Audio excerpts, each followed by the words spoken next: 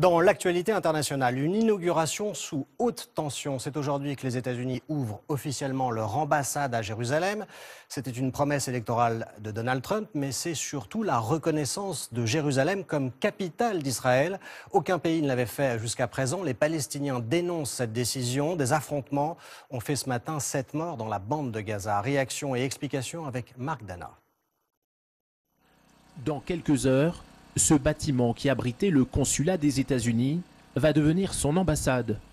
Par cette décision, Donald Trump rompt avec la ligne observée par ses prédécesseurs comme par la communauté internationale. Dans Jérusalem-Ouest, les messages de remerciement sont partout.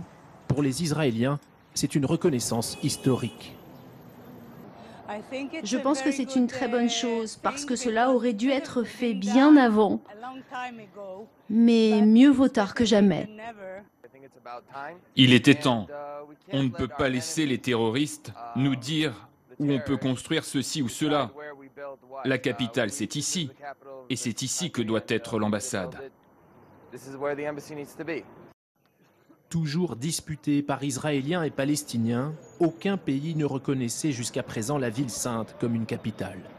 Alors, dans sa partie est, sa population arabe crie à la trahison. Qu'il déménage ou non, pour nous, Jérusalem restera la capitale de l'État palestinien. Des heurts ont éclaté ce matin dans la bande de Gaza entre Palestiniens et soldats israéliens, faisant 7 morts côté manifestants. Ce transfert d'ambassade se déroule la veille du jour où les Palestiniens commémorent l'exode de plus de 700 000 d'entre eux durant la guerre de 1948. Une décision qui, on le voit, provoque déjà de très vives tensions. En direct de Jérusalem, nous retrouvons Stéphanie déjà. Stéphanie, bonjour. Pourquoi est-ce que Donald Trump a maintenu ce transfert envers et contre tous ?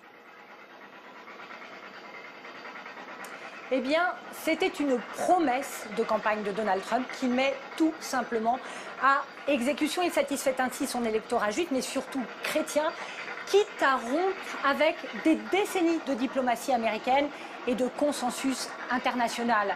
Alors cette reconnaissance officielle de Jérusalem en tant que capitale d'Israël, eh bien, elle est réprouvée par l'ensemble de la communauté internationale, tout simplement pour les risques qu'elle fait peser sur la stabilité de la région et elle ulcère, vous l'avez vu, eh bien, les Palestiniens, qu'ils soient de Gaza ou de Cisjordanie.